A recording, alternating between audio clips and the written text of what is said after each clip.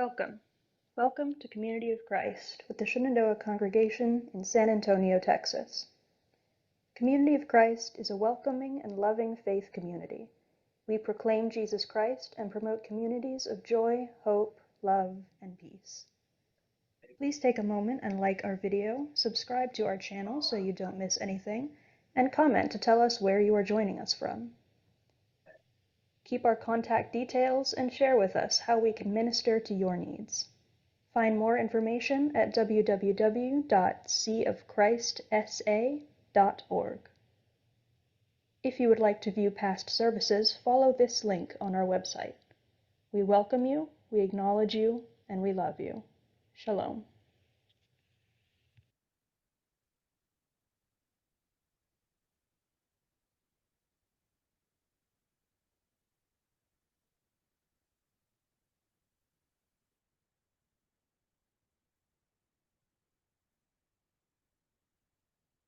Abolish poverty, end suffering, and World Hunger Emphasis Day is our theme.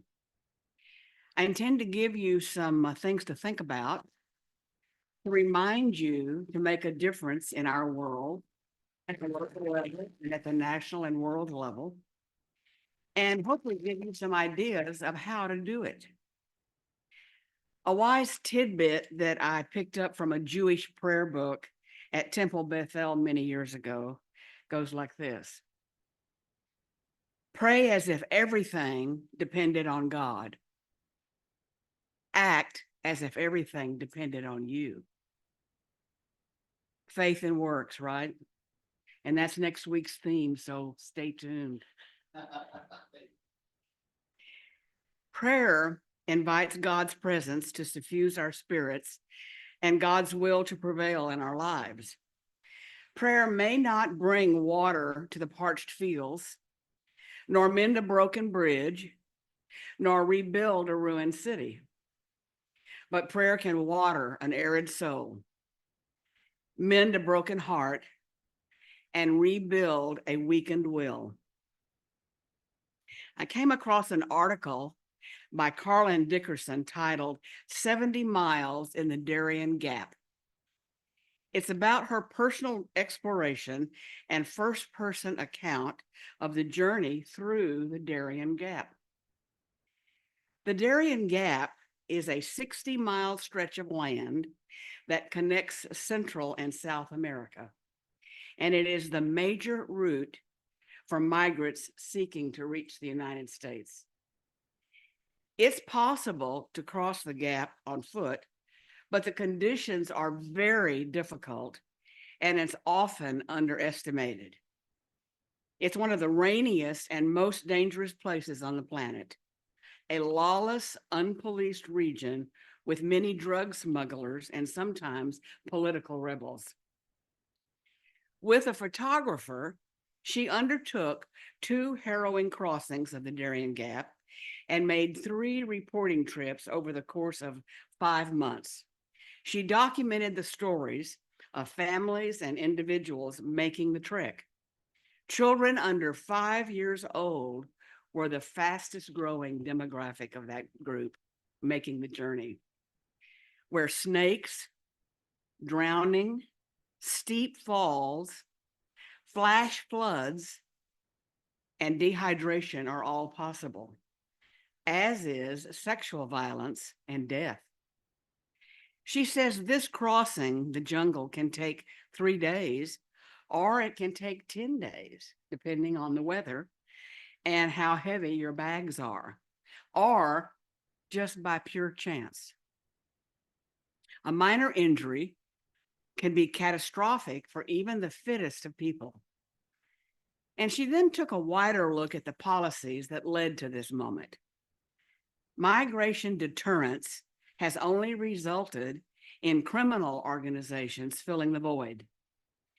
The Gulf Clan that effectively controls part of northern Colombia has long, for many years, moved drugs and weapons through the Darien Gap, and now it moves people as well.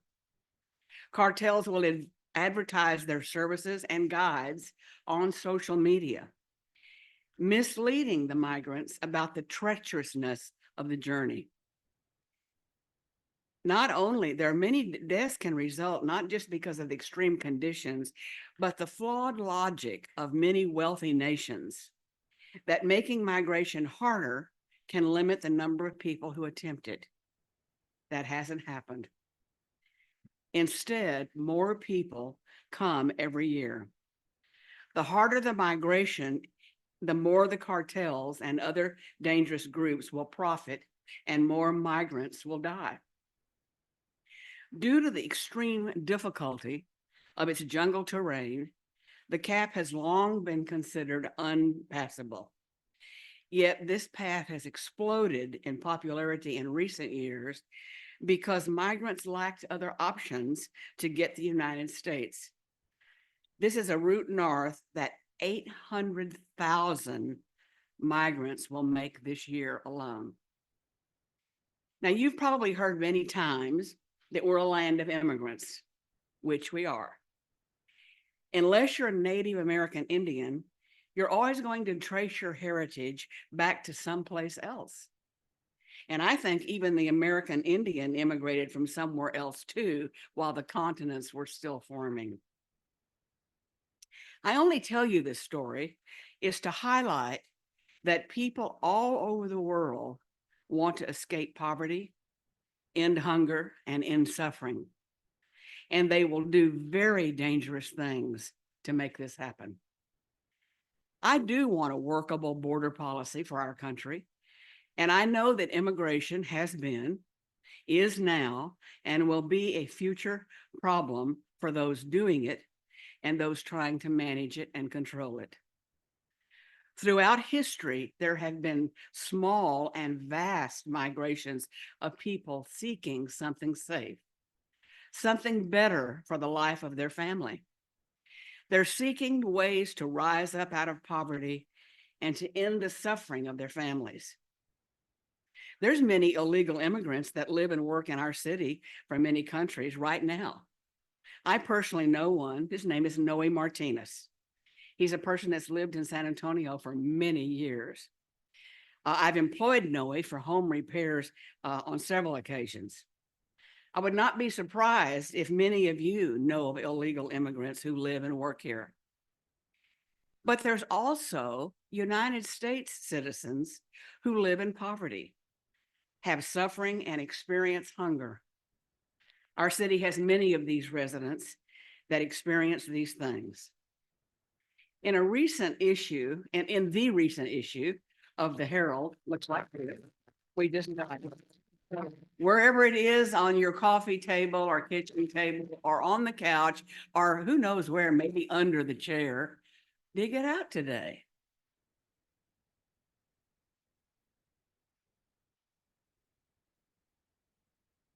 There's several articles in this edition that speak to our theme today of abolish poverty, end suffering, due to world hunger emphasis.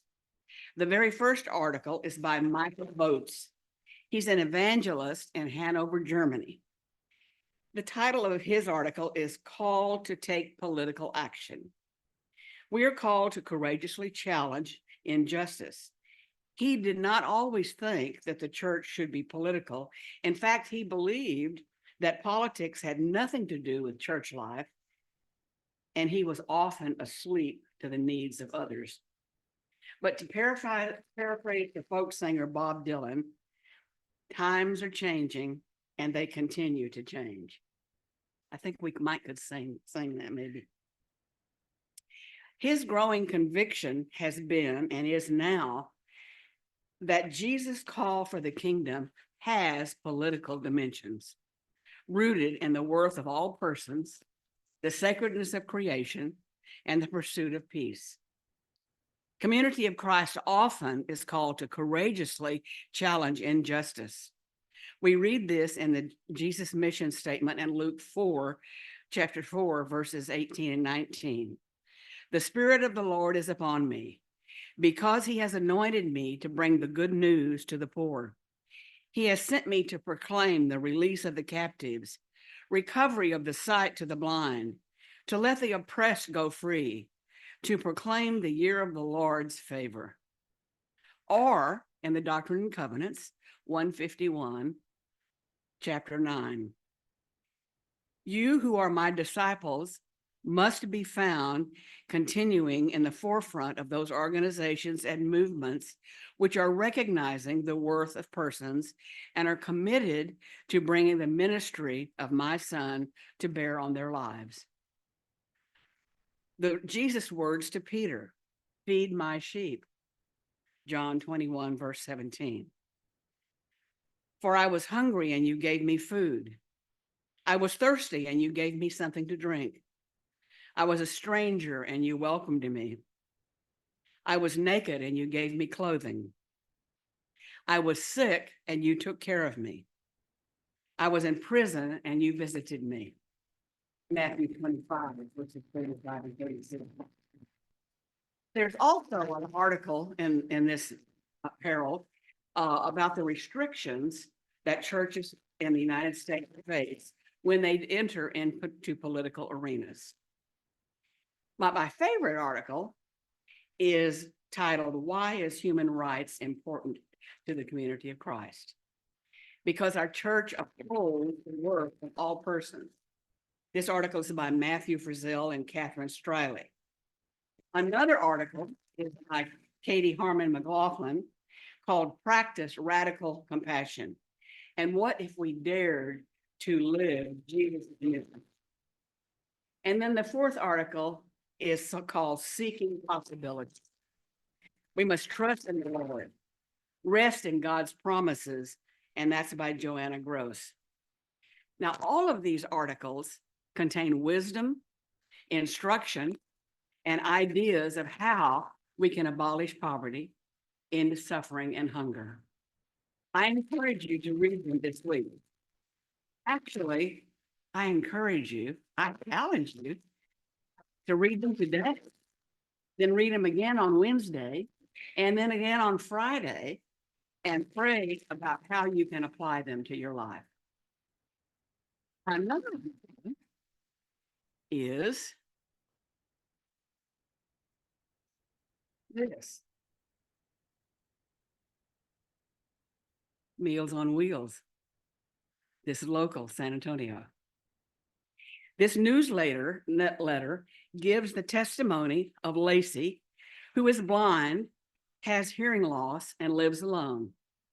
He says the meals have saved his life, and he is grateful for the delicious meals. Josephia is thankful for kind neighborly giving. She's grateful for the help that keeps her healthy and safe in the home that she loves. And then there's the story of Mary, who's getting help for herself and her dog.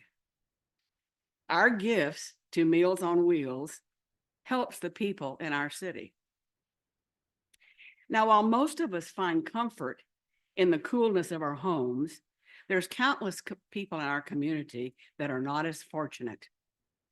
Sam's ministry street outreach team braves the blistering heat week after week to provide a lifeline to those living on the streets.